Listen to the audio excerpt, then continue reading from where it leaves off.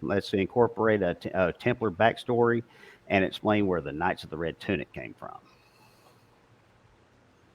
Hell yeah. Okay. Well, now the thing is, as you're describing some of the fight scenes, man, I'm trying to see somebody getting hit with a freaking warhammer and being able to get up from the damn thing. So how did you build their structure for these characters for what they could take versus what they couldn't? Because you got your Templars, or not Templars, the Knights of the Red Tunic, and they are super badass. But then you have your other, your standard, we'll call them standard, Sasquatch.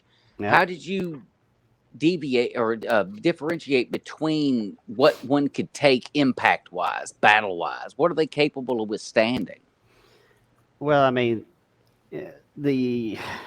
Sasquatches are more resilient than humans in my story anyway, because they have thicker skin, they have stronger bones and muscles, of course, and they heal much faster than a human being would. So if you take that Sasquatch and you put them through a lifetime of brutal training, they just become that much tougher. So it'd be the same as like you take the average Joe who's just eats right and stays in halfway decent shape. You punch them in the stomach, they're probably going to double over. Now you take someone who's been through special forces training, or just been some hardcore military training. Who's done a lot of sit-ups and all this and all that. I mean, not anymore, but I used to be. You could punch me in the stomach and it wouldn't faze me. And so you imagine some of these guys that are just rock solid, running around with telephone poles over their shoulders, and going through that gauntlet of special operations training. They're going to be able to take a hit a lot harder than just your average Joe. I mean, try punching one in the stomach and see if they don't sit there and laugh at you before they kill you. So that's one of the things. That's one of the things I took from your book when I was reading it or listening to it the first time, was how badass they were. But every bit of it made sense because you explained it so well. You made sure to know that, look, these guys aren't built like us. They're a little more solid than everybody else. And the personality that you gave them, dude, you made them feel like there were times I would forget that I was hearing a big hairy ape talking to me.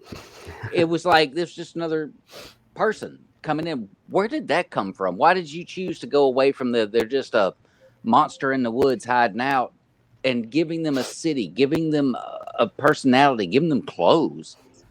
Well, I mean, I wanted people to be able to relate to the Sasquatch characters, and part of the theme behind the book is that Sasquatches are not human. They're superior to us in a lot of ways. They're even slightly smarter than us, and but at the end of the day, they're people. They're people just like us. They have the same kinds of emotions. We may differ in culture and customs, but we're not that much different from each other. And I wanted the Sasquatches to have their own identity, but I also wanted them to be not so much different. I wanted them to be recognized as people in the story. So when you're listening to Buford, you're not just listening to Buford as the badass Sasquatch. You're also listening to Buford as the person, or you're reading Buford's point of view as a person. Yep. Does that make sense? Oh. Yep, it did. It actually did. It made a ton of sense. And the thing is, what I fell in love with about it was the fact that they were so much like us, and yet the differences between the two made me laugh so often. Okay, here's a mental visual for everybody. Picture sitting in a Sasquatch's living room, getting chewed out by your parent, mother human, other mother Sasquatch, and you are sitting on a Sasquatch's couch. Your feet are not touching the floor. You are literally waving your little feet around. Y'all can't say this. This is a great visual, so I'll do this. So you are sitting there just like, I'm getting my ass chewed on a couch and my feet won't even touch the damn floor. And then your friend, who's a big, badass Sasquatch, is sitting beside you, and he looks just like you. His head's down. He's just like, oh, I am in trouble. One thing I couldn't get over was the whole Mama Sasquatch in a dress. That's every time you give me that visual, I'm just like, that furry beast in a dress. Why? I mean, I guess I don't want to know what's underneath, but Like I said, I'm telling you, this story that Rich has out there, and it's I know we're great. actually kind of talking over him like right now on this, but I'm sorry, I want to hype this. This Hmm. needs to be a computer animated series. It That does. way, you can do the human right, you can do the Sasquatch right, and yeah, them running around in clothes is going to make perfect sense. Yes. But the fun part is that Buford will be sans clothes throughout the series, running around looking like, and I'm going to say it just so I can rile things up, running around looking like Chewbacca without the band strap. Ooh. Jason, only taller. I went there. But of course you Shots did. fired. Yeah. Now- Here's a question for you. Huh? I can't think of a single Sasquatch movie that was good. Boggy Creek. Harry and the Hendersons. I've seen a few that were okay. Harry and the Hendersons I don't really count because I loved it. it's not the typical Sasquatch monster movie. Mm. He wasn't a monster. He was just Exactly. a cute little guy who just needed a family. She literally just said little guy. Little guy, yeah. He was. Well, His little face. Aren't you supposed to be in charge of her, Jason? Good Don't you luck. put that evil on me. Don't you dare. I tried that once being funny. I'm still recovering. Hell no. well, when I was developing the Buford's character, my thoughts about Buford, I wanted him to be, the epitome of badass. I wanted him to be just a tough, big, scary dude. But I also wanted him to be a very endearing, lovable character as well. So not only do you see this big badass, you also he's adorable too. He Yes, is. He is so absolutely. fucking awesome. Yeah. You did such a great job with that, Richard. It Well, was thank just you.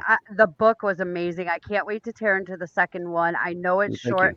But I had to move on to other people that I haven't read yet. But you. Mhm. I am getting to it. I am in love with this story. I Hey, really am. Thank you. Be sure to calm your fangirling, over my character because I am pretty freaking awesome. Just saying. I'm fangirling over your character in what was it, Terror Rift? Terror Rift. Mhm. Yeah. Yeah, could you please try not to hit so many hard spots in the road? Okay. Yeah.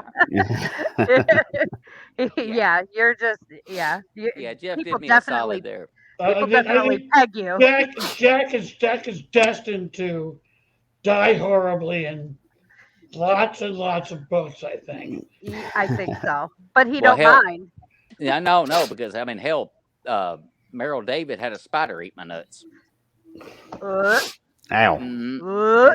Yep, and then bite my head off. When that drowns, you're going to start talking about spiders because I don't want to deal with that shit. He's already like He's like, already, nope. No, it doesn't bother me. It's the people within earshot. Well, plus you've got the universal. If you even tell a guy about somebody being hit in the nuts, the The winch. universal. Yes, the winch. 'Cause every guy knows I don't how know. that feels. I feel like Jen saw this in your previous occupation. One dude gets hit, the other 50 in the room are all going, "Oh!" going right Yep. over every one Yep. of us, going down together. Because we all know how it feels. Mhm. Yeah, Mhm. All of us has racked our nuts at one time or another. yeah. I was I was a skateboarder, so I got that thing at Mach 5 one time. No, Oh, Yeah. I've been kicked there many a times. So now, Richard, I do believe, if I recall right, you did work some of that into the books. Was it hard to write, anything getting even near the groin area in some of your situations? Are the boys okay? Is what he's asking. Mm-hmm. I mean, yeah, there's a lot in my book that was hard to write, but not only can as a guy you can just picture it, you can also kind of Feel it. Yeah. Mhm. I There are Casino feel fun. certain universal truths in this world. Yeah. I One mean, of them is that getting hit in the nuts hurts a lot. but I Yeah, mean, and if you're Every going to guy go toe knows to it. toe, I mean, if you're going to get into a fist fight with a Sasquatch, who are you going to? I mean, where are you going to punch for? What's going to be your primary target? You know. Bear Baron. If I get in a fist fight with a Sasquatch, I'm gonna punch my friend and start running. Hey, I ain't got to outrun good the idea. thing after me. I just got to outrun your ass. Yeah, Yep. outrun the slowest runner. You're like, you know what? Remember that $50 you owe me? We're even. Yeah, yo, See you. appreciate it. So now, Rich, I know we've talked about some of this other stuff before, but you do intend on stepping outside of the whole Sasquatch. Well, not so much, but the zombie horror genre and doing something a little more sci-fi. Have you still been kind of thinking on that? What's going on there? Yeah, I'm still processing it in the circus up here, but yeah, I do have an idea for another series, and it'll be Buford and Rue will definitely be in the story, and you'll see some other familiar characters from the Wild Eyed Southern Boys universe, but it's going to be in a different universe altogether. So the whole Wild Eyed Southern Boys series or story does not exist in my sci-fi series, but you know you're Different going to have some of the vein. same, yeah, whole different path to go down. So okay. it's definitely going to be it's going to be different, but you're going to have some of the same characters because I just love those guys. Yeah, and to me, this is one of the things that matters so much with a great series is could you literally take these characters, this, small number of characters and move them to a different genre and write a whole brand new thing and people still be like, "Yep, I'm following them." Well, that's what Richard has written with Rue and Buford and fucking Dixie the Bear. Oh my god, you kidding me? No. And everybody that's got, in this, a Preacher Cody. I mean, everybody that's in these series, you want to continue to follow them. And I mean, you get that with, your Mark Tufo zombie Fallout. And then he's, also had Indian Hill, which was actually the original. But you still follow these characters through two different veins because you want to know what they're doing, even though they're two totally different storylines. It don't matter. And Richard, I'm telling you, Rue and Buford and that gang, they're more than worthy of being followed in multiple universes. Well, thank you. I appreciate that. I probably will, start another series down the road that's going to be different characters altogether. But I'm having too much fun with Rue and Buford and the rest of the gang. And that right there is the key. You're having fun with it. Oh yeah. As long as you keep having fun, keep doing it. Oh yeah. As long as the readers are having fun reading it. Well, I mean, pretty much when you stop having fun, so will they. True. Yeah. Because you True. can It tell comes when a across. writer just ain't feeling it anymore. Yeah. It does come across in your writing. All right, guys, I'm going to jump off here just for a minute because we got another show coming up here in about 15 minutes. And Hollywood, I've got laundry to pull out of the dryer. So He's got to put his makeup on. All right. Later, Jack. Check your Jack. See you in a few. The defeat in that statement. Yeah. He's gonna have to sign back on because I'm gonna split it again. I'll tell him. I'll tell him. I suppose I could just edit the whole thing, but it would just take too long. You can tell him. We're good. I'll tell him. Yeah, we'll have another one. Jeff, thanks for having me on, by the way. Hey, no problem, man. No problem. Love having you guys on. So what is the next move for you, Richard? Well, I'm currently working on, I guess it's going to be considered book 3, even though the Rougarou War is a prequel. It's kind of it's not necessarily a standalone, though. The Rougarou War it ties book 1 into book 2, book 3, however you want to refer to it. It shows up on Amazon as book 0.5. But the third installment, let's just say that. Wild Eyed Southern Boys, Dead Cold War is my working title for it. And I'm currently I'm writing on it as we speak. Well, not right now, but yeah, I'm working on that hard and heavy this weekend, taking advantage of my 4-day weekend to catch up on some writing. But I'm about 6 or 7 chapters into the new book, and hopefully I'll have it released somewhere early fall, late summer. Okay. And that's the sequel, the continuing adventures of Buford, Rue, and the rest of our modern day heroes. Nice. Mm-hmm. I love how you. It's not exactly mixing genres, but it's mixing tropes within the genre. Mm-hmm. So it isn't just zombies. It isn't just Sasquatches. It's zombies and Sasquatches and A what, little bit of everything. Wendigos and Yeah. yeah. So Yeah. that's a unique way to do it. Well, thank you. Yeah, I've always been big in cryptozoology. I mean, I've been a Sasquatch nut since I was like 4 years old, and yeah, I've been a Sasquatch fan way before I could ever spell Sasquatch. But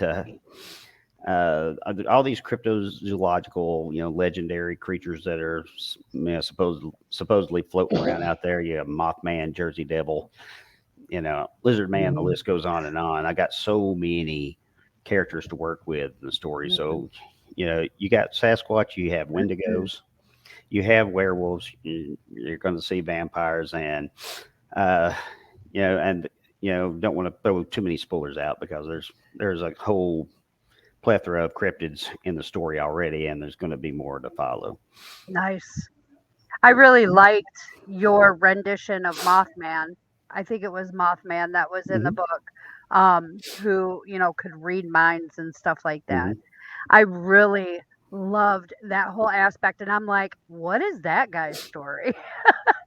I'm like, Yeah. what is that guy's story? So that might be, I mean, that's just my own personal preference, Mm-hmm. but I would love to see a story about that Mothman, because it's Mm-hmm. so original. We'll see if I can help you with that. Thanks. But I think it's just that was an awesome character. I liked how you did it, where he was like, he's conniving, and he's like, he knows what you're thinking because he can get in there if you stand too close, but Mm-hmm. he still tries to be Don Juan debonair, kind of like the little devil on your shoulder. So Mm-hmm. I really like that. Well, thank you. Yeah, Good I'm job. looking forward. Well, thank you. So it looks like I'm gonna have to jump off of here now since we're gonna be doing our other one. So you guys enjoy, and I'll be back on in a little bit. Alrighty then. All right, fellas, be good. Oh, Don't do anything I would do. You Oh, taking okay. all, you took all her fun Oh. away. Oh, she knows that ain't gonna work. Come on now. I know, seriously. So, what? All right, how about this, Richard? Mhm. Give us your typical writing session. My typical writing session. Okay. Well, I'll sit down on my little recliner couch, and I'll have my laptop sitting right there in my lap, and there may be, I really need to have my own office. I mean, I have an office at work, and we have extra bedrooms in the house. But when we move back to Tennessee here in a few months, I'm gonna have my own little writing space. But right now, the TV will be going. My wife will be watching TV. My dog will be wanting to be, with it sitting there with a toy in her mouth and want me to play with her. But I have to, I'll sit there and I'll write and just be in my own little world. The whole thing is playing in my head like a movie. Even music, soundtrack, everything is just going on in my head. Despite what's going on around me, that's just where I'm focused. And I'll sit there and I'll write and until I'm burnt out on writing for the day. But I may write from zero dark 30 to sun going down outside before I finish, and then after I'm done, I'll read it to my wife and get some feedback from her. And that's pretty much a typical day or typical writing session for me. Does that answer your question? Yes, yeah, it does. It does. I stumble out of bed, make coffee, stumble into my office, sit down, and then just write for however long. Sometimes it's Mhm. an hour or two. Sometimes it's 5 or 6 hours. Yeah, same here. It's all what I have time to do. Mm-hmm. Well, no, with me, I got nothing but time. I'm retired, man. But Yeah, look forward to that. oh, it's awesome. I can't wait. April 1st is my retirement date. Right. but but check this out. There are times when I work more hours now than I did when I was driving over the road. And driving over the road, I was working 10 and 11 hours a day. That So sounds about there right. were days in between writing and researching and marketing and networking and everything else. It's actually a lot of work. Hmm. You'd be surprised how much being retired, you're not really retired at all. I'm sure I'll have plenty to occupy my time once I'm no longer having to go to my day job. But Yeah. Oh, I'd go nuts if I did nothing all day. I'd go insane.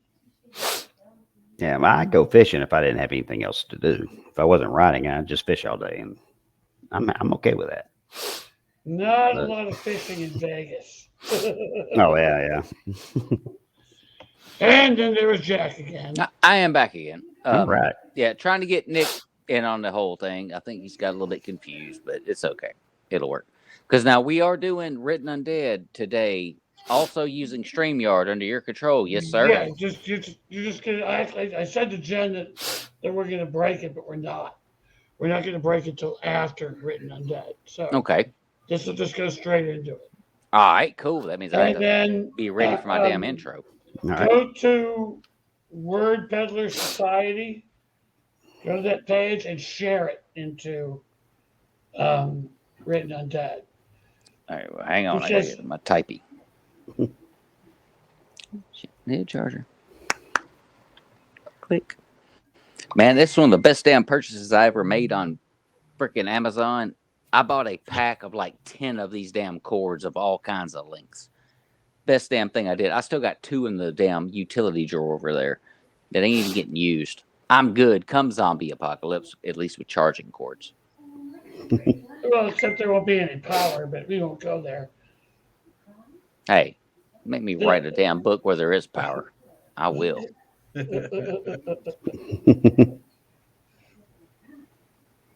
So what about you, Jason? What about me? I was having You're- technical issues. I just dropped out for a minute. Well, now here's my thing with you, Jason. We got to get you situated in a way that your background is centered perfectly behind you, because that is is my pretty favorite cool. background right now. That ain't gonna happen. I got a busted ass coffee table and I have a corner desk. So And you got a big head. Yeah, You should move yeah. to the damn right a little bit. my nickname back at the refinery was C-section, so I put it on my fucking card. I mean, no, for fuck's actually, sake, at one point you were blocking the entire shield out. well, yeah, I was moved up trying to screw with wires and all. My Wi-Fi went down, so I got the wired connection rolling up out of the wall and shit right now. But yeah, I made that shield over a weekend, and I think the 2 axes were cold steel axes. You guys know about Jen and her and the witchcraft type stuff. Oh yeah. Oh, A we little bit, yeah. I practiced that as a kid, so like I Yes. came from a whole family of that shit, and I got real big into Norse mythology. So I've got like bows, compasses, runes, all sorts of crazy shit in here. People get really worried when they don't know me. It's like, yeah, Well- no, some of it's for show, some of it don't touch it anyway. But Well, she turned me into a newt. yeah, I got better. I got better. if you've ever thought about doing that to somebody, trust me, God's already took care of it. Oh man. So now, all right, Richard, when you were getting ready to set up to go into book 2, something obviously happened, because you were like, wait, I've still got more of a story to freaking tell. Mhm. People need to know why all these events are taking place, why this stuff right here is going down. Come on, man. Let's get some love on the Rougarou Wars. Okay. Well, the Rougarou War is my latest book that I came out with, the second installment for the Wild Eyed Southern Boys series. And so basically, it was originally going to be a backstory for the next book. And I got to thinking about it. And it's like, man, I've got too much story to tell for the Rougarou War. I've got to explain a lot of things. So I mentioned the Rougarou War in book one. And, we know that, Preacher Cody, there's a reason why he gave up being a Knight of the Red Tunic and become a preacher. But we know something happened, but we don't know what trauma. Yeah, because he won't attack anybody. He will not draw blood. Right. And so we have to know what got him to that point, and we also need to know, why do we have silver woven into the Red Tunic's weapons? Why? What happened during this Rougarou War? And how did the Roos become such staunch allies with the Foresters of Stillwater? Yeah, a lot of those questions just weren't answered in book one, and that was done intentionally. So those questions are going to be answered in the Rougarou War. And so I thought about, well, I'm just going to do a novella, just separate novella. Yeah, just tiny book. And I got to writing the novella, and the novella turned into a short novel. Just had too much for a novella, so it ended up being around 60-something thousand words. And so I made it a standalone prequel book. But it ties book one into the next book. So you need to read book one first, read the Rougarou War, and then go to the next book. And you would think by natural, mindset that you should read the prequel first, because that tells you the backstory. No, because you're going to catch stuff in here that ain't going to make no damn sense unless you read the first book. So He has created the ultimate conundrum. How do you not read the history before you read the present? Well, he does it quite well. So I'm going to tell you right now, this book right here, the way you put it all together, the way you broke it down, you didn't just focus on, let me get the splatter and the kills and the scares you really got into the history of that area. Like, you got into Townsend. Mm-hmm. So I understand, of course, because I've been there. You're from that region. So how did that inspire you? What made you want to make this happen there? Well, I grew up in Blount County for the most part of my life, and so I was raised in Maryville, which is right next, borders Townsend. Townsend's right there at one of the main entrances into the Great Smoky Mountain National Park, and so I spent a lot of time there, swimming, jumping off the cliffs, and going out there, going to Cade's Cove and hiking. Yeah, I love the mountains. I'm very passionate about the Smoky Mountains, one of the most beautiful places in the world. And so Townsend, I always just loved that little town. You go to Pigeon Forge on that entrance, and it's just all touristy, traffic, bumper to bumper, 24/7. It's a pain in the butt to get through. But you go through Townsend, just a quiet little town. And it's beautiful. Oh, yeah, just drop dead gorgeous. They call it the peaceful side of the Smokies. And that's true, except in my book. Uh-huh. Well, yeah, naturally, if it's peaceful, naturally right you there. have to add Sasquatches and zombies and everything else. Yeah, Why well, not? there's Sasquatch sightings out there too. So Hey, I saw maybe there is a Buford. I saw a bear while I was out there. That was pretty freaking cool. I'd never seen a bear in person before. Yep. Mm-hmm. Saw one. She had some cubs apparently, and of course you had your typical idiots that were like walking through the grass, going, "I want to get a picture of the cubs." Like, yeah, go ahead, food. Yeah, That's stupid. Jack, it is top of the hour, so if you want to do your intro. We're in written undead mode now. All right, where the hell is Jennifer? She, I don't know, had to do something. Well, that ding dong. All right, fine. She was getting ready for the. She said she was going to get ready for the. Yeah. Yeah. Well, like any typical live stream, now I got to get the guest on. Hello, Scott Baker. even though it's not Scott Baker, but we all know what that means. Nick, where the hell you at? Yep, we're waiting. I'm messaging. He's there. He's out there. There he is. Okay, hang on. I'm texting the dingo. I love live. There is nothing better than this because this is like people hanging out at the bar. I thought your friend was gonna show up. He's coming. He got caught in traffic. He'll be here in a minute. Ain't nothing better than this. It's just bros hanging out and chicks hanging out and folks hanging out and yeehaw with the hanging out. Hey, Richard, what's up, man? Going well, man. How you doing? Good, man. Happy belated birthday. Thank you, man. Yes, indeed, Angel. Yeah, pretty good stuff yesterday. Shit, you're a young pup. Yeah, he just turned 18, I think.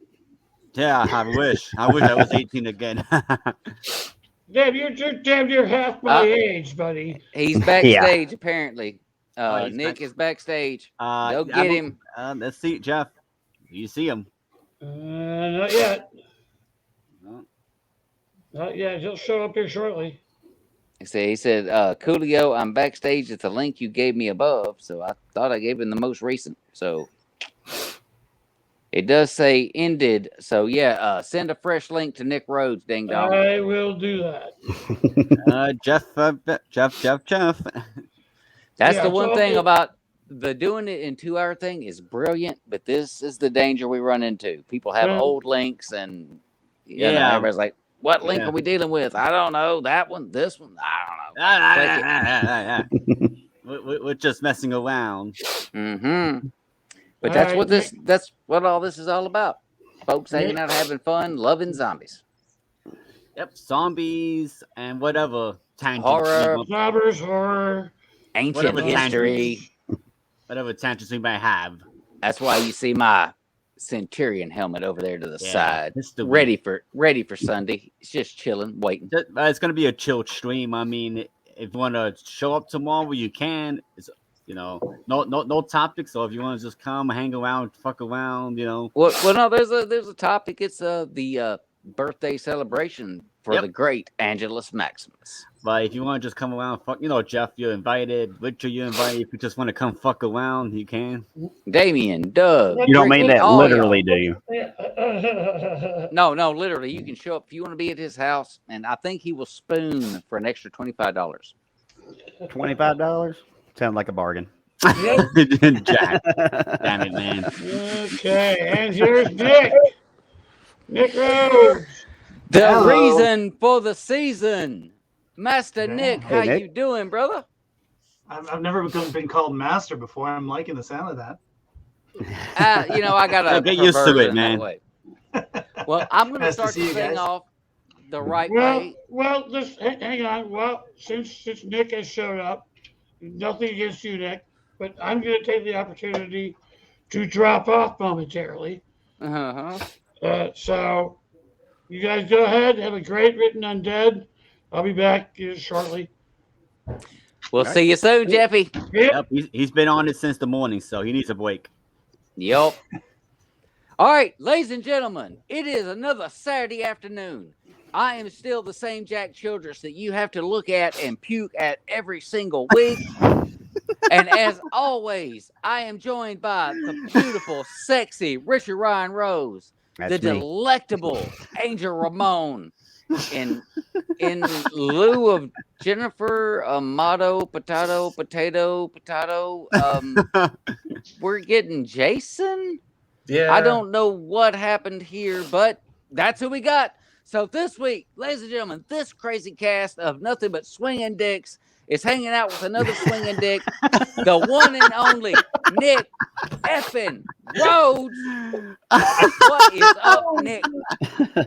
I guess it's appropriate I'm not wearing any pants right now. Yes! Stand up, you sexy bastard. No, Mike crouched down, though. How's it going? Nice to see you all. Hey, it's all good, man. It's good to see you too. Man, all right, first off, I want to start you off by saying, for anybody that hasn't got on board on the first 3 books that this man's put out, granted, we'll call them novellas if we need to.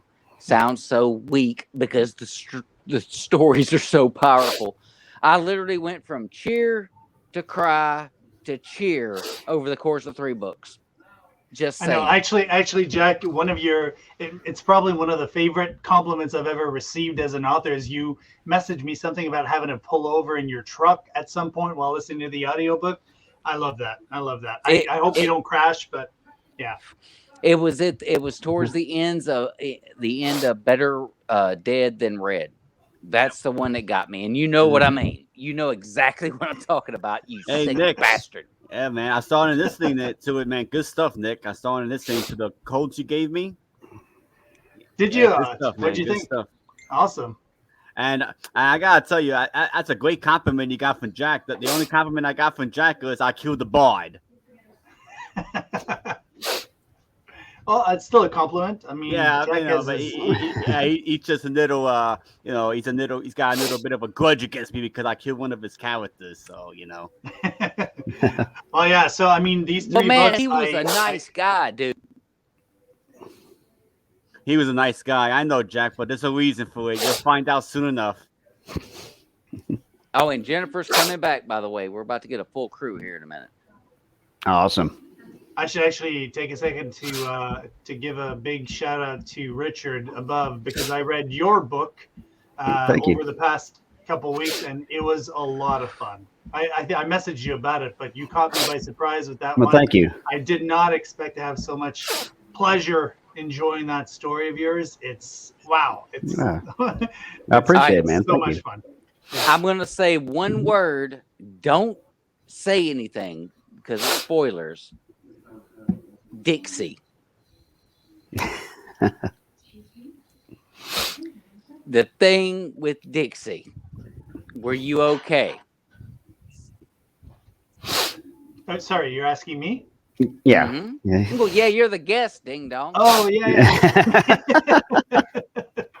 Yeah, you know what? Like I'm not hard with books when it comes to decisions the author makes. I'm willing to take it all in. I don't, I know there's a lot of readers who, oh, why did you have to go behind that? Why did you have to open that door? Why did you have to go there? Why did this relationship have to fizzle out?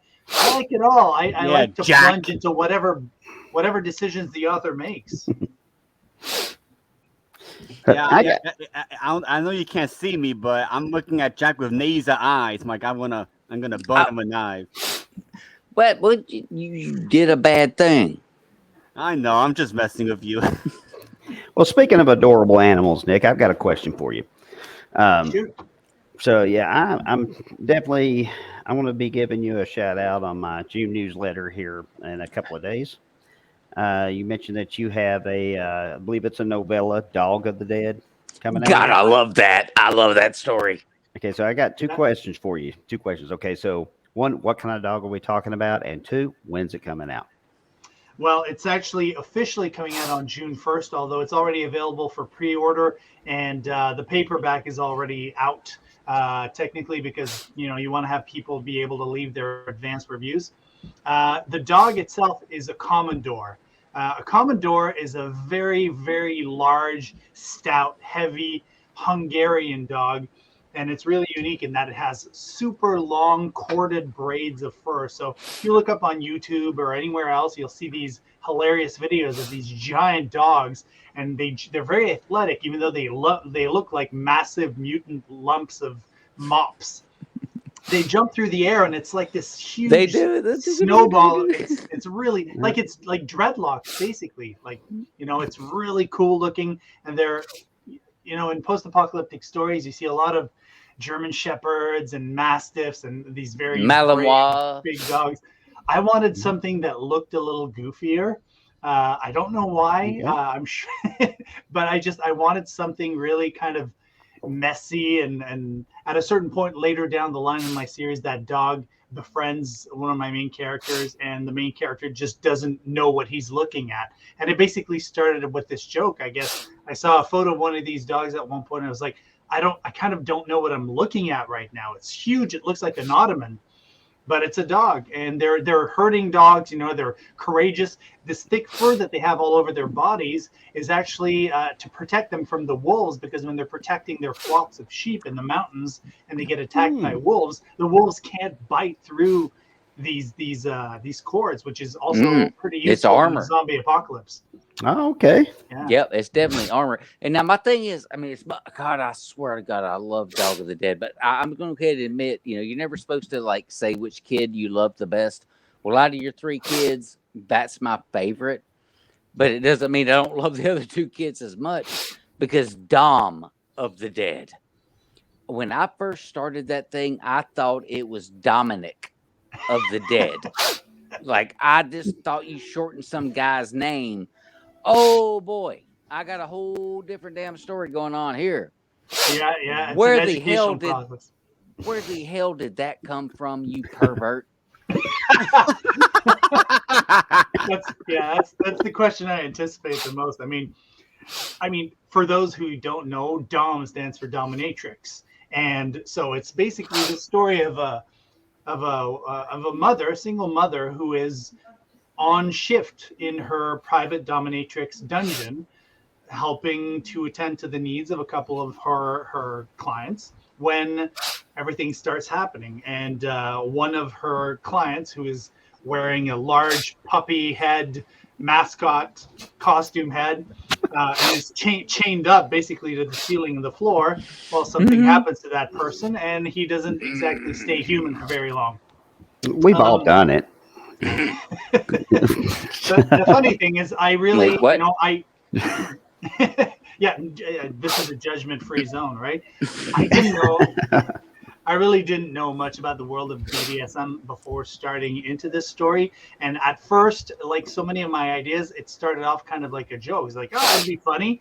This woman wearing leather, using whips and all that, had to fend off a bunch of zombies. But it became a much bigger story as I kind of dove in and did a ton of research about, you know, where this all comes from and the lifestyles of people who practice this culture.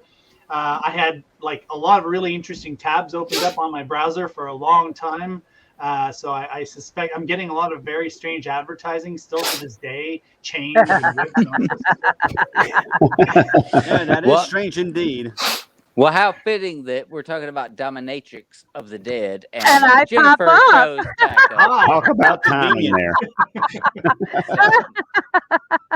I loved that book. I listened Thank to the you. audiobook. Thank you. Because I'll tell you what, it put a whole new spin on different aspects of, you know, not everybody's going to be working or out, you know, just walking around when the zombie pocket happens. Some people are going to be tied up. So, getting their Literally. thing on, literally. Tied up. To me, it was such a different spin, and I appreciated it. And as a female who generally doesn't like, I'm not a fan of the sex scenes in the books like these and stuff like that. I was so impressed and just absolutely loved that novella. Oh, thank you. You know, You did so good. I love the zombie genre. I love the zombie genre for so long, and I love the, you know, very more military action-packed stories, just like anybody else. But I also really love the challenge of coming up with a completely different premise for a story, a different perspective that you never see in this genre, because there's a million zombie stories, and there's going to be a million more. But I really wanted to try and do something that nobody had seen before. And I mean, in hindsight, it might not have been such a great marketing decision, because I suspect there's a lot of people who might think that my book falls into the category of, like you say, books that are explicit sexual and way more about BDSM. It's actually not really about BDSM. It's about, It really a wasn't. mother. And no, Yeah. exactly. Yeah, It was so good. You went into some of their gadgets that they use and in BDSM and stuff like that, and in the dominatrix. Oh, he did. Damn right he did. He did. He did. But I could have didn't lost my job. You did not get explicit. It's funny. That was the great part about it, because it wasn't like I wasn't having to read about, you know, members of the male anatomy and what they were looking like at the time or anything like that. It wasn't. It was simply her story, and you encapsulated it so well. I was so impressed, Nick. I absolutely loved it. Ah, thank you. That really means a Well, lot. now I'm gonna bitch a little bit because I Oh, can. Because Jesus. Uh-oh.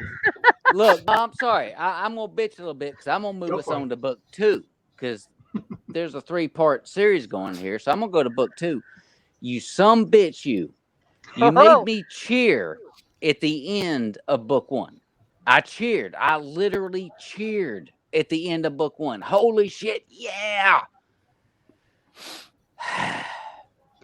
Then you made me cry at the end of book 2. You asshole. I'm sorry. It's an emotional roller coaster. What made you come up with that story? Okay, well, that one's an interesting story also because Oh, and I by did the way, better dead than red. Better Dead Than Red. So, I mean, that's an interesting story because I did not set out to write that book. That book was not meant to be. I was actually just going to write an opening chapter to the upcoming series of novels I was writing, which was kind of like a teaser for the big picture of what was going to happen throughout the novels. It was going to be a quick chapter. A bunch of homeless men and women get helicoptered off to a tropical island, and they are set off on a hike, and all of a sudden a bunch of zombies show up and eat them all up. It's Yep. going to be really quick, fast, and furious. But I found out around the same time as I was starting to work on that chapter that one of my first ever fans, a gentleman from the UK, had passed away. He was an elderly gentleman, and honestly, I'm still getting used to the idea of even having fans. But he died, and when his daughter told me that he had passed away, I was, both saddened by his passing, but also kind of still under shock of like, there's this person I've never met before who liked my Dawn of the Dead story, which is the only book I'd had at that point, and he passed away, and I never really got to exchange with him or anything. So I asked his daughter, "Is it okay if I name a character after your dad? He's probably going to get eaten by zombies, but he's a zombie fan. He would probably enjoy that, right?" And she said yes, which I thought was phenomenal. And then I started writing this chapter using his name along with a few quirks and foibles and physical characteristics and speech patterns based on what she told me of her dad. I changed him. He was originally from the UK. I made him American, and I told her there was going to be some changes. He wasn't a homeless man in the UK. He was actually a great dad, very involved. But as I started writing the story, and I had this ghost of this man in my head, it just became bigger. It just grew and grew, and I realized at a certain point, I'm like 4,000 words into this chapter. I'm really enjoying this character.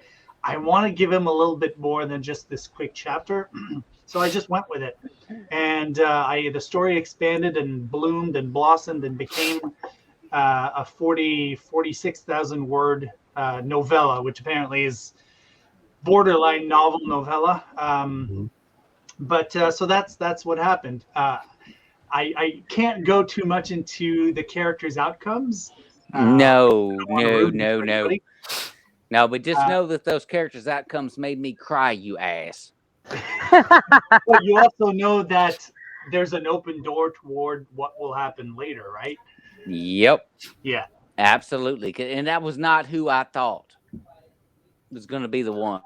I thought, the other way. Just saying. If I'm being honest, the ending of that book kind of surprised me also. It's not where I thought it would end, but this is one of those cases where the characters kind of steered their own journey, and I gave them a lot more breathing room than I usually do because I'm way more of a plotter when I write. I tend to know how my stories are going to end. This one was the exception, and I loved how it turned out. Well, hey, I'm going to laugh at you for that breathing room thing for at least the end of that book. Now, let's move on to the third one. My favorite, Okay. not going to lie. I mean, because everybody always talks about how, you don't have a favorite kid. Yeah. No, I have a favorite kid, and it is Dog of the Dead. Dude, what made you decide to fill all this in, to make this all funnel together to create, and it's okay to actually say the book title, right? Sure. Zombie Vale, which will be coming to a bookstore near you soon enough. Sweet. What made you decide, okay, I have done a dominatrix, I've got an old guy and a young guy hanging out in the jungle, I'm going to write a dog? What made you do that? Well, okay. So to back up, Dawn of the Dead was just a little novella I was going to write to work out my own kinks as a writer and to find out if I could actually write these types of stories. Better Dead Than Red. But you started out with a dominatrix? That's how you decided to figure went out all if you could in. write or not? All in. Yeah, God exactly. damn, hot leather and fucking whips and shit. Okay. I wanted to cannonball my way right into the genre. And then Better Dead Than Red. Better Dead Than Red was, like I said, a bit of an accident.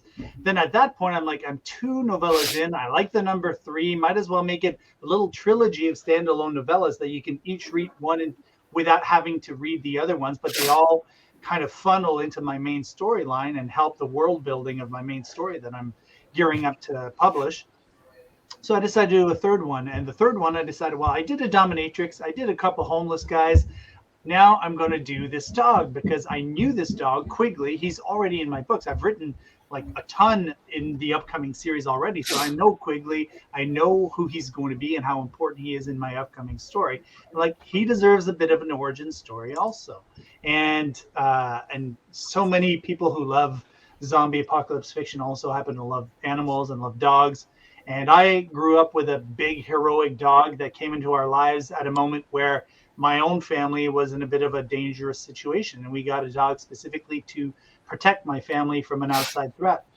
And so I've always had this association between dogs and bravery and courage and protection. And I really wanted to showcase how this dog, who's in the middle of a zombie apocalypse later on in my novel, how he came to be who he is and how he grew from being just a little innocent quasi puppy to being a much braver and more self-sufficient and independent creature who watches over his flocks, but has come from somewhere, has the hero's journey of becoming this hero that you never really knew that you were meant to be.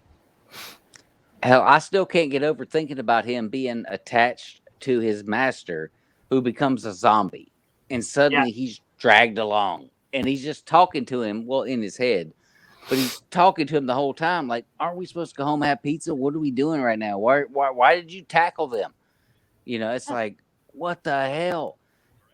Dude, that is brilliant writing, and that's why you're on a show like this right here, right now, because you are the real deal. And Zombie Vale is going to be something that everyone is going to want to freaking read. Okay, now the Zombie Vale, is that a standalone book or is that like the 3 are setting it up? They funnel in. That's going to be that's my big project. That's my big series that is open-ended right now. I know I have 3 books already lined up, and depending on how good they are, how well they're received, I'd like to keep going because I'm really building a cool cast of characters and this specific setting, which is all set in this village called Sparrowdale in the mountains of Colorado. And there's a bunch of things going on. There's some pretty nefarious antagonists involved. It's kind of a techno thriller at the same time. There's even a bit of a James Bondish type of mystery building up in the background. So yeah, I'm very ambitious with that series, which is part of the reason why I wasn't shy to just throw in these 3 novellas. I'm very obsessed with world building, but part of it is also my own sort of insecurities as a writer. I was getting started here. I didn't know if I could do it. I'd never really written fiction to this extent before, so I wanted to write these books to figure out if I could do it, both for myself and also to find out from the readers if I had what it took. Hey Nick. Anyway, what inspired you to get started? What was your inspiration? Well, I mean, I've been a zombie fan for a super long time. I've been, reading. I think about this question sometimes when I first got into zombies, and it's like as a kid, I remember reading an episode of the Smurfs back then, the comic book The Smurfs, where there was some sort of insect virus that spread due to these flies that were biting Smurfs. And these Smurfs would turn dark purple and then start bouncing around, biting other Smurfs and turning them into other types of zombie Smurfs. And I think that's the first exposure I ever had to the concept of this natural disaster that is spread through these cannibalistic beings. Like, it started with the Smurfs. And apparently George Romero was also inspired by that old episode of the old issue of the Smurfs. So it was on the show too. The Purple Smurfs. Yeah, exactly. And so, like, you know, I think back and I think of Night of the Living Dead and Dawn of the Dead and some of the earliest books I read, and then World War Z and all these different things that influenced me. But it always goes back to the Smurfs, which is kind of weird. But yeah, that's interesting. Wow. Yeah, that is an interesting story. Another question, Nick? How many words do you try to get done a day? Do you have a word count? Do you aim for? I don't like that question that much because it's so cyclical for me. I mean, I'm a dad. I have 2 young kids. I have a job. I'm really. I wish I understand the discipline and the importance of sticking to a daily word count. But there's a lot of life events that can steer you away from that. That's understandable. So, yeah, I mean, it's different for every person. For me, I feel like I need to feel that I'm making progress every day. I feel like I need to be advancing my pursuits as an author every day, whether that means, you know, marketing, whether that means dealing with cover designers or giving feedback to an audiobook narrator. All of these things all channel into the same process, right? It's not always writing, but I'm doing something every day. Actually, lately I've even jumped into the whole adventure of TikTok, which the black hole that is TikTok. Yeah, the black hole is TikTok. Yep, exactly. But you know, one of my big motivations for going there is that, like, TikTok is, but when I say TikTok, I mean BookTok specifically, which is the big subcategory of like readers who are on TikTok, exchanging book recommendations, reviewing books, talking about their obsession with book. And it's a much younger demographic than what we typically see on Facebook and elsewhere. They're passionate and they're engaged and they're devoted, but there's not a lot of post-apocalyptic fiction there. Most of the people who are there, they're really into romance. Yeah, romance is big there. It dominates the genre. However, there's quite a lot of YA, there's quite a lot of dystopian, and there's a fair bit of horror. Indie horror is having a moment on TikTok right now. And so it's kind of hard to figure out where zombie post-apocalyptic fiction fits in there, but I think there's a space for it. And the fact that it might not be huge on TikTok still means that there are some people there who do like it and might find you a bit more easily if you are on TikTok. So I've already, even though I've only really been active on TikTok for about a month and a half, making a video every day, I'm engaging with a lot of people already who are, you know, who respond to books like World War Z or books by Mark Tufo or books by Jonathan Mayberry, these really, really respected and beloved books in the genre. So I think there's a community there for us, and I think there's a space that we can help both participate in and also grow. So that's one of the things I'm hoping to do. All right, that sounds great, man. I wish you luck in the TikTok. You know, let us know how it goes. Yeah, I haven't gone that route yet. But. Yeah, it was a hard decision to make, honestly, because I mean, you all know how busy we can be when we're trying to churn out a word count and market our books and engage with fellow zombie fans. So any new social media pursuit is a big investment of time. And but you know what? It's still something. It's actually, I found it surprisingly fun. So I'm doing a lot of book reviews. I'm not just an author. I'm like, I walked into this being a reader. I'm like a diehard fan of zombie fiction. That's like, I always say it, I'm a reader first and a writer second. So when I'm going on there, I'm mostly just talking about the stuff that I love, the stuff that really inspired me and made me want to read more in the genre. Well, man, you've done a damn good job of that. I'm going to tell you right now, for everybody that hasn't read or listened to the first 2 or read the third one, I am so looking forward to the interpretation for Dog of the Dead, what the narrator does with the voice for that dog. Oh Is man, I that found poor guy. such a good narrator. I've secured my narrator for Dog of the Dead, and that was a tough one too because I have to hire somebody who's voicing a dog, right? So I walked in it thinking like, how do I I don't want somebody who sounds like a dog. I don't want somebody howling and barking all the time. Hello, But he has- Shaggy. yeah, Free. yeah, and it's Wow, actually kind of that funny. was really good. That was really good. That was so scary. Well, I can imagine that would be difficult to try and figure out what kind of voice you hear the dog speak sure. in. And I was a little nervous because when I auditioned for Dawn of the Dead the first time, if you remember, the very first word in that book is woof, which is the chained up guy with the puppy hat. Yep. The first word of the book is woof. So when I auditioned for that, I had a whole bunch of narrators audition for me and send me their excerpts, and all of these auditions started with woof. And so I was hearing all these different types of human barks as part of my audition process, which is little dogs, big dogs. It was really surreal. So now I'm like, okay, I'm actually auditioning for somebody to voice a dog for probably 3 hours of airtime right now. But I'm so excited with who I found. And you need somebody. In my head, it was like, okay, I need somebody like a Marty McFly type voice that's young, that's charismatic, and all that. But I did find somebody who just is spot on. So I'm thrilled about that. Excellent. So, Dawn of the Dead is your first in the series? Well, they are all independent of each other. They're all set in the same world, but if you want to read them chronologically, you would actually be better off starting with Better Dead Than Red because it's kind of like a prequel. Better Dead Than Red, followed by Dawn of the Dead, and then Dog of the Dead. Well, you could literally just about flip a coin between Dom and Dog as far as which one to start, because they both start when the shit hits the fan, Yeah. But Better Dead Than Red does give you the beginning. This is where it all started. And oh shit is all I can say. I just downloaded Dawn of the Dead, but I'm going to download the other one. Thank you. Thank you. Not a problem. I'm looking forward to it. Don't let Pat listen to that with you. Otherwise, you might wind up being ravaged. Say it might give her some ideas. Mm-hmm. I mean, ironically, my girlfriend, she's into BDSM. She was a BDSM author as well. She likes that kind of stuff. So hang on. You just got these boys all riled up, Angel. I mean, it's true though. I'm not gonna stay at night, It's a good segue. Hey. I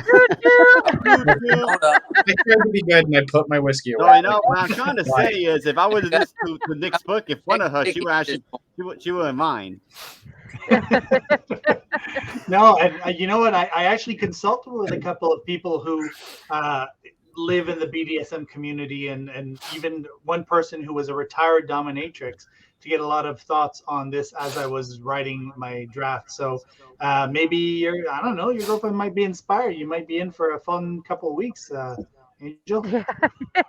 Yeah, I know. But That's all I'm saying. All right, Jack. I got we got the point, man. Let the record show that whistle was not because of me this time. Jason, That's a miracle. Gotta give her that one. She was It's a miracle. It's a miracle that was me too. I'm Yes. not the kind of guy, but hey. No. Two Angel, Christmas bring miracles out have the happened. Now I should You gone off the rails. I wanted to mention also there's another really weird book coming out soon, co-authored with Ken Foss, and it's a zombie book, but it has nothing to do with what you guys have read already. And I've been working on this book for like 3 years now. It's a satire. It's called Zillionaire Zombie Apocalypse Survival for the Rich and Famous. Oh yeah. I saw that. Yep, I saw that one. Yeah, I heard of that one, and I'm looking forward to it. Well, it's all ready to go. We're actually just waiting. We're going to be getting this insanely cool cover quote from one of my favorite zombie authors of all time for this book. But it's balls to the wall crazy. It's an illustrated book. It's got tons and tons of zombie cartoons illustrated by Rob Sachetto, who's like the premier zombie artist out there right now. He worked with Jonathan Mayberry and a bunch of other people. And he's Nice. got his own books out, and it's a crazy book because it's basically a survival manual for surviving the zombie apocalypse. If you happen to be Elon Musk, or if you happen to be somebody who has unlimited resources, but it's also terrible. It's terrible advice for terrible people. Well, it's satire, so it's what you expect, right? Oh yeah, I've got recipes in there, dating advice. I've got just how to find Dating a mate advice. in the I gotta say, I zombie- gotta read that one. Yeah, I can't wait for Zombie this. This is gonna apocalypse be. dating advice. Hey Jack, you should am read the dating. there. Yeah, read the dating advice, man. Yeah. I think Yeah, that's you coming see, out you see next the month. look. When's it coming out? Well, it's all ready to go. It's only that one cover quote that we're holding off for, but it's coming out. I suspect in mid-June. Oh, I'll be looking for that one. Yep. Yeah, and that'll be Let a me know, weird because man. it's Let a me novelty know. book for sure, Nice. for sure. Nice. That's sweet. So no- I'll probably get 2 copies, one for me and one for Jack. Hey, I'll take it, man. I'm all about free. Now, Yeah, seriously, what has kept you going, Nick? I mean, everybody keeps talking about how the zombie genre is dying and everything's kind of fading away or whatever. What's kept you just going? Like you just don't give a fuck. You just run with it. I mean, I don't believe the zombie genre is dying. I think, there was an interview with Anne Rice done. Anne Rice, who wrote Interview with the Vampire, she passed away a few months ago. She said herself that when it comes to vampires, for example, it's very cyclical. Her books will kind of fade away, and then all of a sudden somebody will put out Twilight, and everybody will rediscover her books. I think zombies are the same thing. If you look at how many TV shows and movies that are constantly being made in the zombie genre, there's obviously an appetite for it. And so there are moments where perhaps, people will move away from specific genres to read more about succubus demon threesomes for a few months. But I think that there's a lot of people who like the zombie genre is so ingrained in their reading habits that they'll hop back in. So yeah, I mean, I see it also from Facebook. You guys all know it. There's some very, very active communities right now, fans and readers who they'll read anything that's zombie related that comes up. And I think the post-apocalyptic genre as a whole, zombies or not, is doing really, really well right now.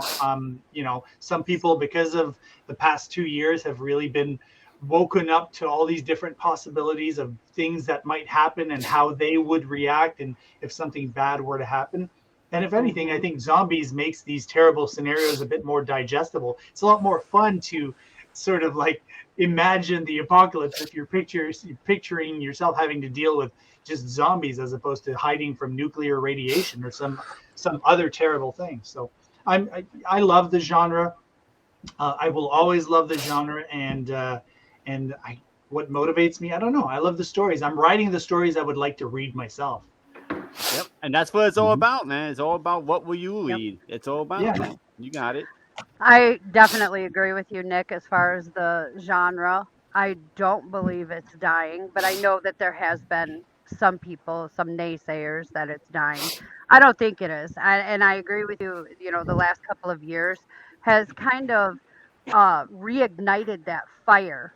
And it will always be reignited, just like Anne Rice said. Every time something happens, boom, dystopian's going to be at the top of the reading list again, So I agree with you 100%.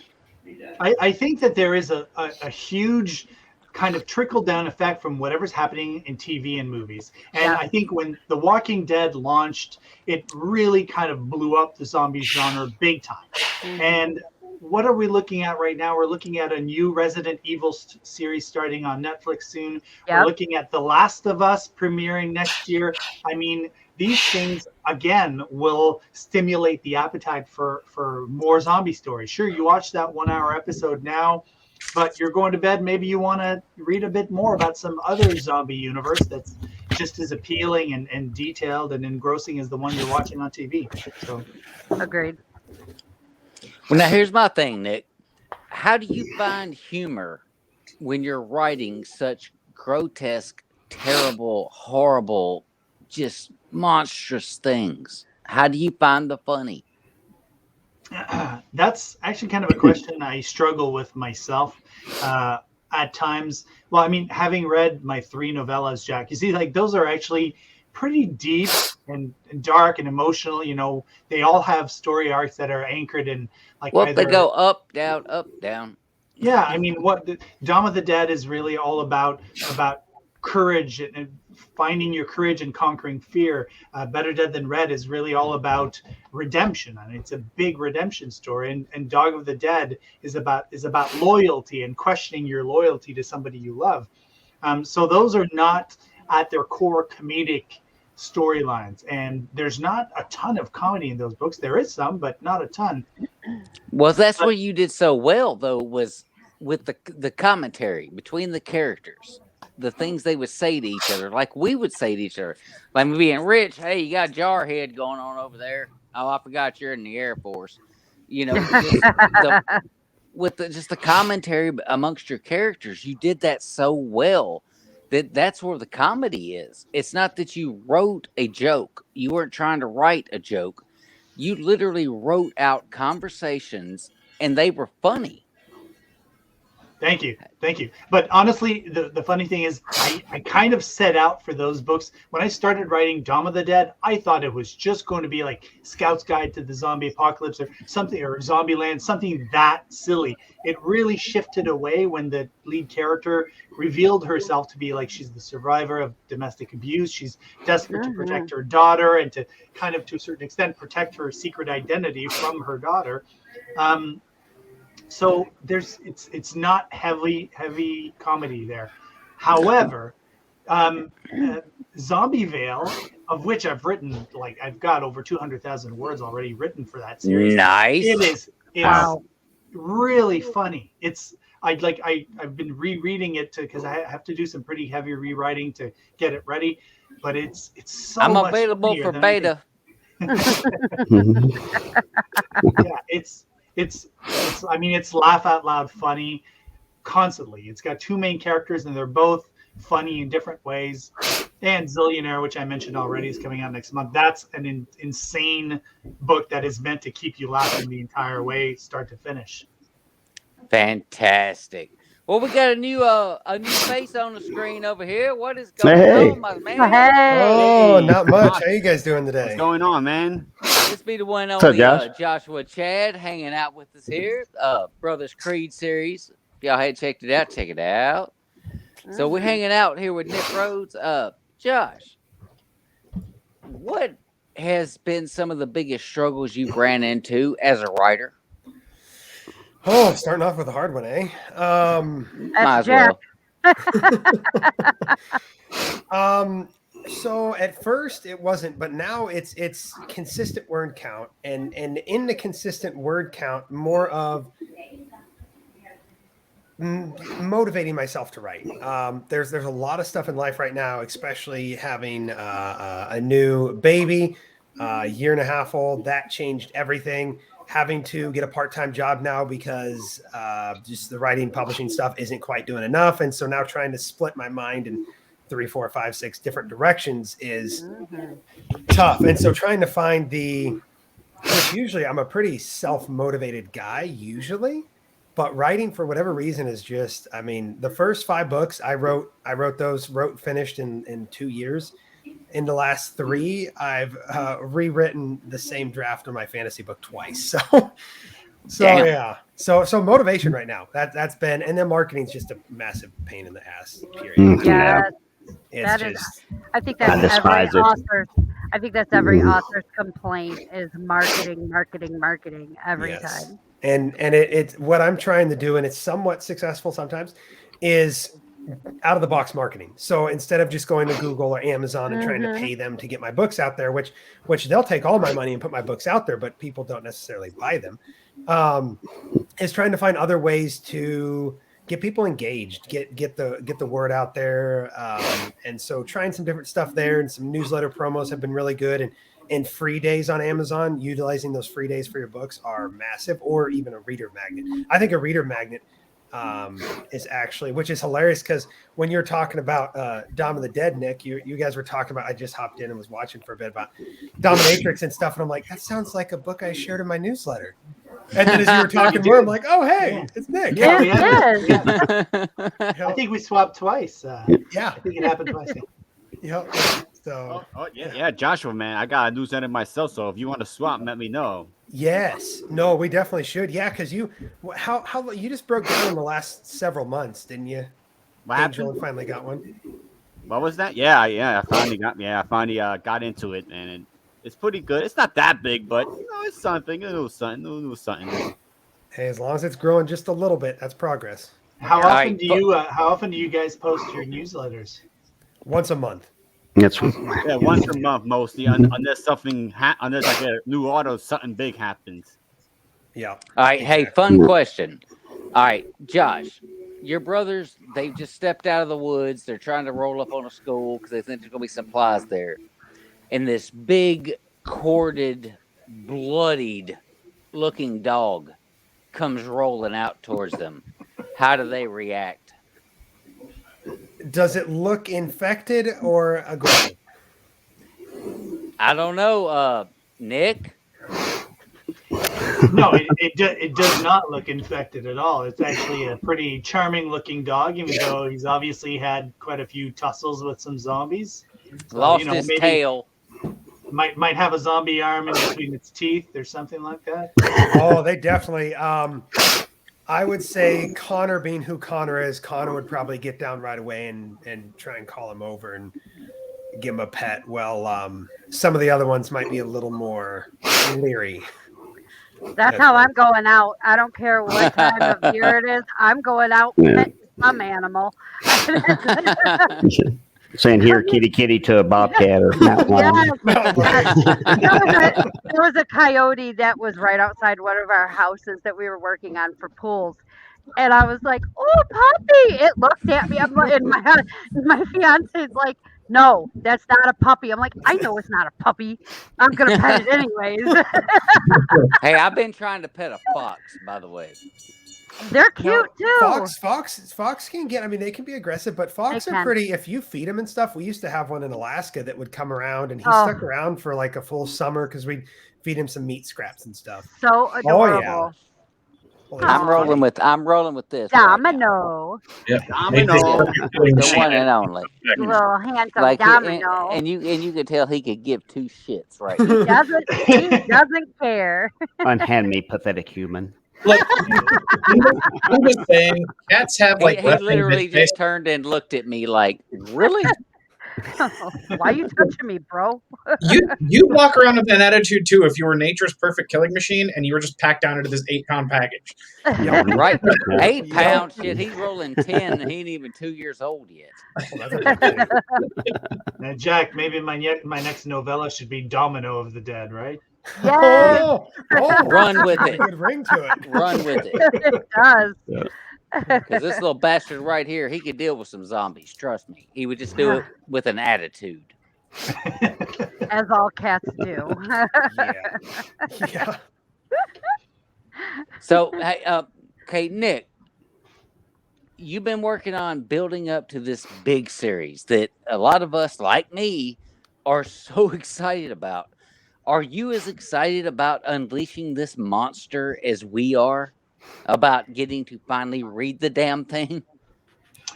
I am. I'm very excited about putting this out in the world, but I still have some work to do because I did a funny thing. When the pandemic started, I started writing Zombievale and nothing else, and I got very far into it. But then I sidelined into Zillionaire, into Dawn of the Dead, then Better Dead Than Red, then Dog of the Dead. So now that I'm ADD. a little bit, yeah. But now that I'm like getting ready to churn out this massive series, I'm realizing like my writing has actually kind of progressed throughout this time. So I need to polish it up. But I'm very excited because I'm in love with the main characters of this series. They're the people I've been wanting to show you all and have you all meet for the longest time. So yeah, I'm very excited.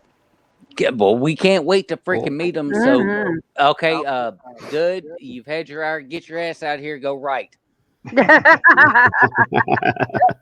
Just saying. Oh, and speaking of which, Richard, you should be writing too right now.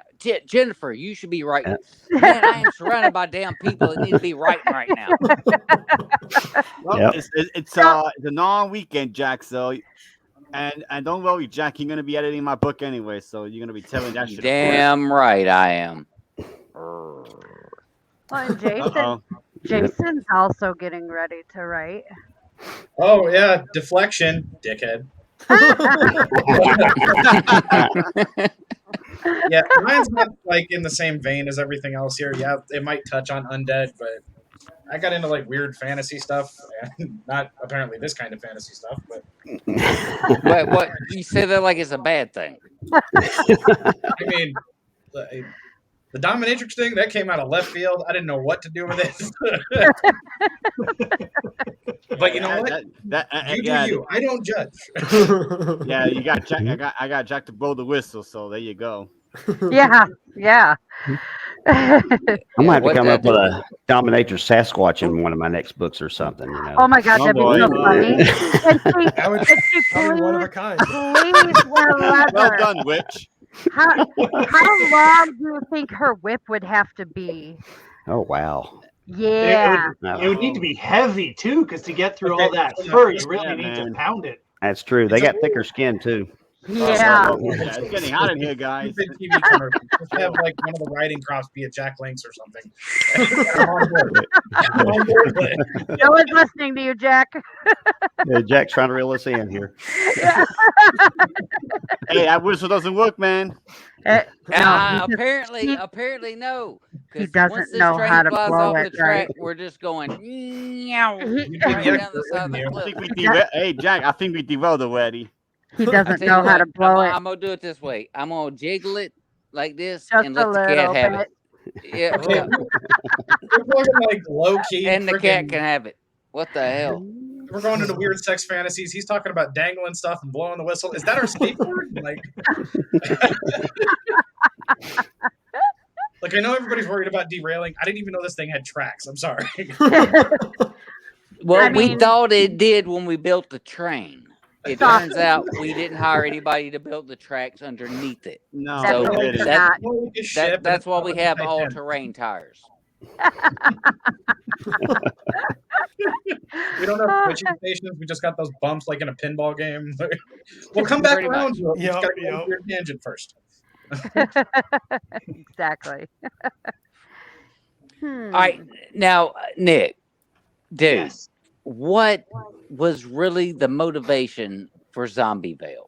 Where did that come in? Because, like, so you start off, you had an idea, you're writing a book, but then you go off with these other 3 books, and you wind up back at the book. And so now we're going to write the book, but what the hell is going on inside the head of Nick Rhodes? Well, it's a bit of a freaking mess in there. Honestly, when I started writing Zombieville was actually meant to be a short story or a sideline novella that I would give away for free as I built up another series that I wanted to write. But the whole idea of Zombieville was what are some of the worst places a person could be when the zombie apocalypse goes down, right? And there's a bunch of places people always talk about, hospitals or on a train or things like that. I figured, okay, if you're a bunch of people in your bathing suits in a jacuzzi, in a hot tub, that's a pretty nasty place to be when all of a sudden you get swarmed by zombies. So Yeah. Zombieville started out entirely out of that premise. What it turned out to be is a high school reunion of people, a 10-year high school reunion, people coming back to their hometown and getting together for a bit of a pre-party, and a bunch of old friends that were friends in high school. They're in a hot tub together when things go bad. And so that's where it all started from. Obviously, it became a lot more substantial than that. There's a lot of interesting character drama going on between the different people are there. Not everybody makes it out alive, you know me. So, but yeah, that was the premise. I've done that a couple of times now. I start what I think is going to be a silly premise, bunch of people in a hot tub or a dominatrix in her dungeon, and it becomes something a lot more vivid and real. So yeah, I hope that answers your question. Well, People dude, like you are the reason that I don't sleep in anything less than socks, pants, and shirts. I am ready to fully go. clothed, Ready to to go. go. Shoes by the bed. I am always now. I got to worry about a freaking sauna and a tub and a spa, and I'm done. I quit. Hey, I'm luckily you're I'm saying- scared of hermit. water. Going You're saying hermit. if it wasn't for me, you'd be sleeping in the buff. I have that on my shoulders. Ooh, Well, ooh, ooh.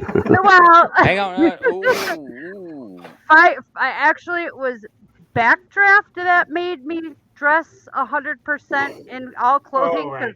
God forbid there's a fire in the middle of the night. I don't want to be.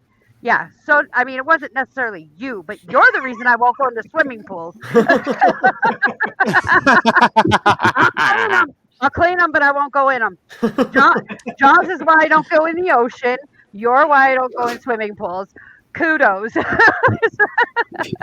if I read a zombie story set on an airplane, you're gonna be stuck in place then. I am driving everywhere. Until he writes the story where a driver It has happens in a a hellacious car. situation. That I'm truly a hermit. All right, guys. Well, we have come to the end of the hour for the Written Undead podcast. And I'm going to end it the way I always do. Let's start off. Oh, there he is. Richard Ryan Rose. Where can we find you? I got more faces on the screen than I'm used to, damn it. Doesn't help when you're seeing two of each face either, huh? Yeah, that don't help. All right. Well, you can find me on my website, richardrrose.com, and the Richard R. Rose author page on Facebook. And, of course, Amazon, Goodreads, Audible, and iTunes. And check out both my books. Oh, look at here. We got a flash side on the side. All right. Hold up. You got it. I ain't getting left out on this one. Yeah, I'm not gonna lie. I'm really intrigued. I'm gonna have to pick your brain sometime on how you came up with this concept. Like, Yes. That's a long unique. conversation. I like it. That's unique. Y'all should definitely have that damn conversation. All right, moving on next. Jeff Thompson. See, Yes. you made it back. Where the hell can everybody find you? Sitting here drinking. That's a good place to start. At least for today. And what about any other day? You can find me at the Asylum of Fear. You can find me on Twitter. You can find me all over Facebook. You can find me. Looks like Kathy Amazon. Leah's found us. Hey, Joe, Kathy Lynn Amazon. just logged in. Just make sure you spell my name right, Thomson. You can also find my website, which is Haunted Library. Help me out, Jen. Oh crap. Haunted Library. MailChimp sites. MailChimpsites.com. Yeah. hauntedlibrary.mailchimpsites.com. All right. So, Mr. Man, who jumped in here late on the whole deal, Mr. Joshua Chad, where can we find you, sir? Oh, let's see. Amazon, Joshua C. Chad. Facebook, Joshua C. Chad. Instagram, Joshua C. Chad. And right now on Kickstarter, Brothers Creed Anniversary Edition. Running a big Kickstarter for my Anniversary Edition book. So Got in on that, by the way. Yes, thank you. I appreciate the support, and I know Angel did as well. I appreciate you guys. It is for this bad boy. Oh wow. Mm-hmm. Nice. 700 pages, 350,000 words, 5 books, 3 short stories, and working towards a bunch of maps and internal art. Cool. Like it. All right. Well, we now, I'm going to go ahead and go to you, Jennifer. How's your book coming?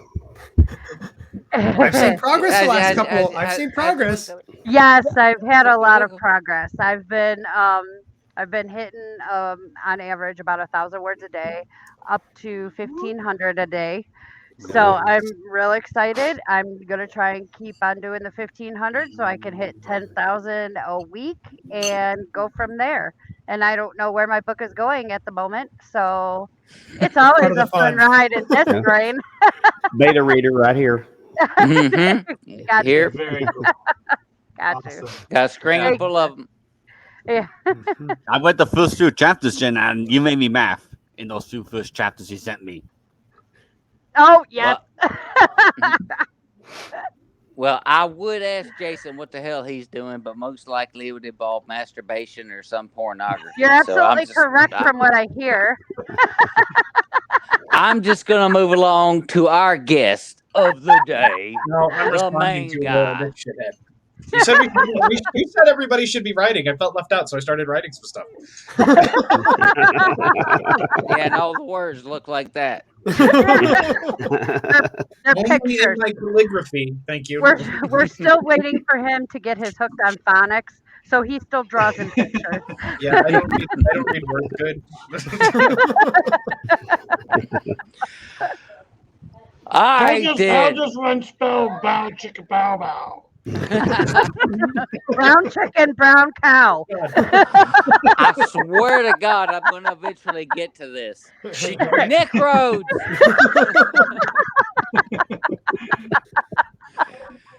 Nick Rhodes, where in the hell can everybody find you? Well, you can find me on my website, nickroads.com. That's Nick, N-I-C, Rhodes, R-O-A-D-S, nickroads.com. And actually, if you sign up on my newsletter that's on my website, you get a free story. It's no zombies, but it is post-apocalyptic.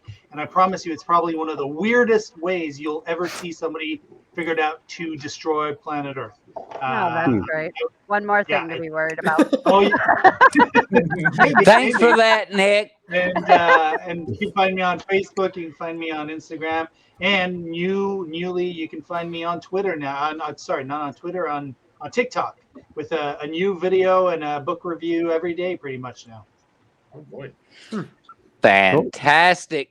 Well, ladies and gentlemen, boys and girls, this has been another episode of the Written Undead podcast. I am Jack Childress. That is Jennifer Amato, a pato, a potato, tomato, whatever the fuck I say about that. Angel Ramon's over there. Richard Ryan Rose is hanging out over there. Jason, the freaking Skulldugger, is hanging out over there. We got Jeff Thompson in the place, even though he ain't allowed to be here. Oh, well.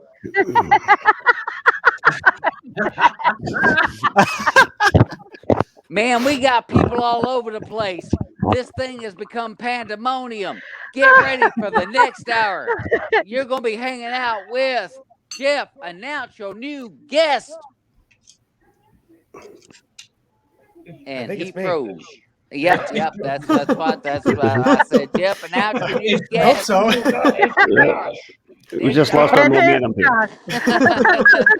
I'm sitting here like, crap, who is next? Where am I at? Yeah, it's you, That's what Cindy. makes this fun. He's already here. Yeah. The Chadster is in the building. All righty. So, Alrighty then. So we are going to be splitting this again. I'm going to end this broadcast, start a new one, be down for a couple of minutes. We shall see you soon. Okie dokie. Bye bye.